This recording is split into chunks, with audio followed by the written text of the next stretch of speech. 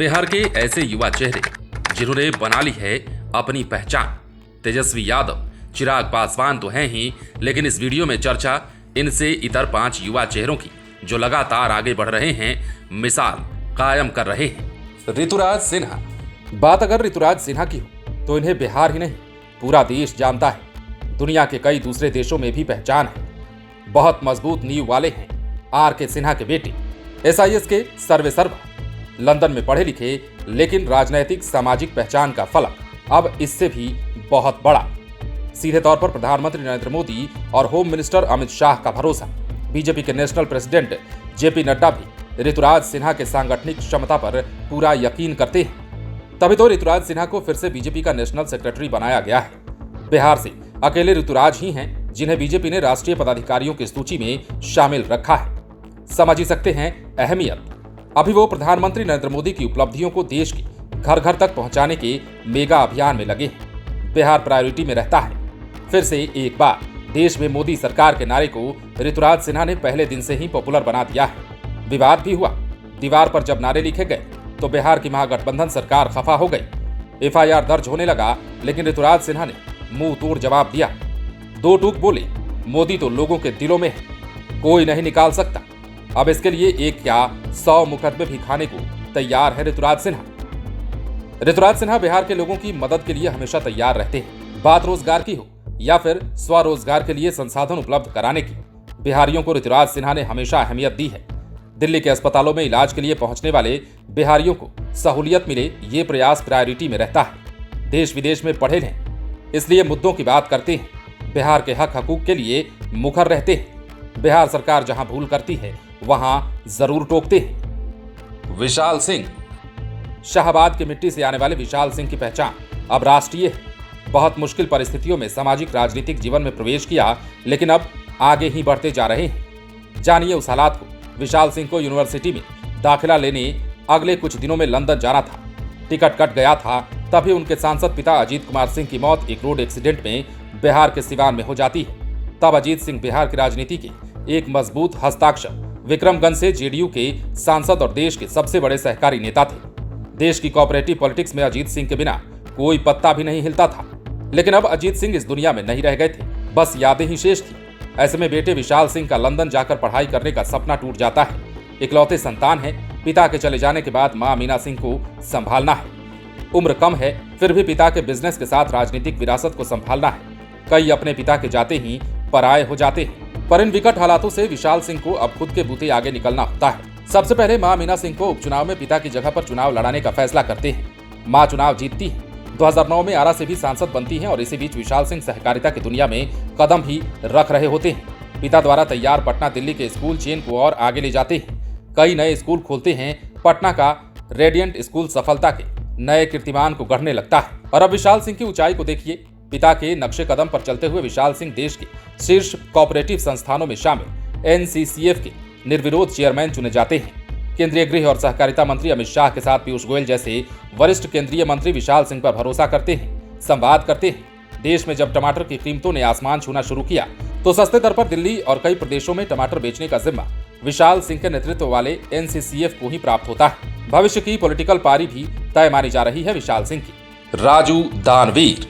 नाम से ही दानवीर हैं। राजू दानवीर मतलब जरूरतमंदों के काम आने वाले।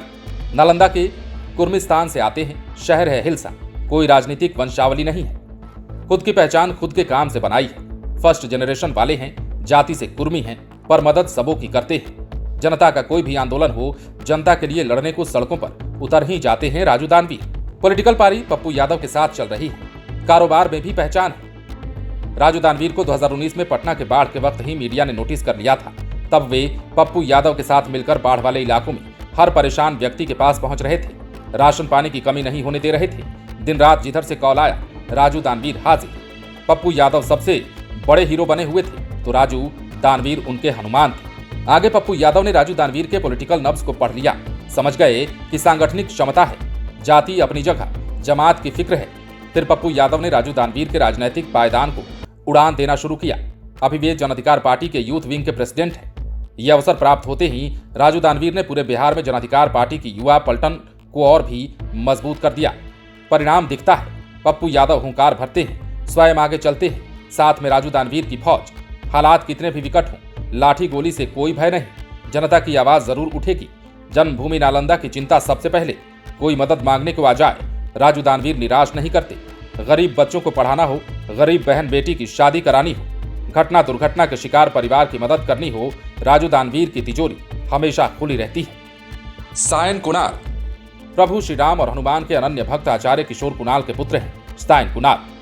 अब अपनी पहचान है, कोई अहंकार नहीं, कोई भेदभाव नहीं। पिता के नक्शे कदम पर समाज की सेवा में पूरी ईमानदारी से लगे हैं। लोभ लालच से बहुत दूर। रोते हुए आदमी को हंसाया जाए, मन में यही संकल्प है। माता पिता की सेवा को सर्वश्रेष्ठ सेवा मानते हैं सायन कुणाल। पिता के हर काम में हाथ बटाना सायन कुणाल की जिंदगी का लक्ष्य है। और पिता किशोर कुणाल ऐसे जिन्होंने भगवान और समाज की सेवा करने को आईपीएस की नौकरी ही छोड़ दी।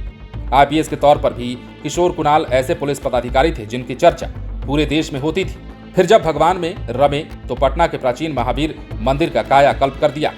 बिहार को पहला कैंसर अस्पताल दिया, फिर बच्चों का अस्पताल बनवाया और धर्म और संप्रदाय का भेदभाव किए बिना इन अस्पतालों में बिना लूट खसोट वाले इलाज की व्यवस्था कर दी।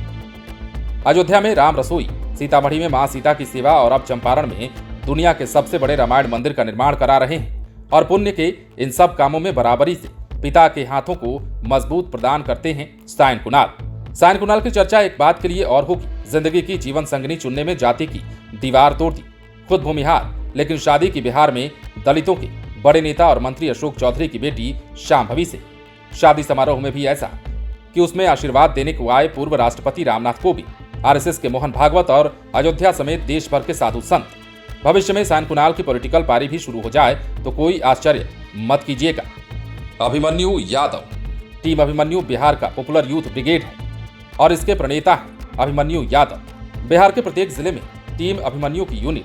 पटना में पकड़ तो जबरदस्त, मदद को हर वक्त तैयार। तो जानिए ये अभिमन्यु यादव कौन है। अभिमन्यु यादव पाटलिपुत्र के बीजेपी सांसद रामकृपाल यादव के पुत्र हैं। सामाजिक और राजनैतिक रूप से सदैव जागृत रहते हैं।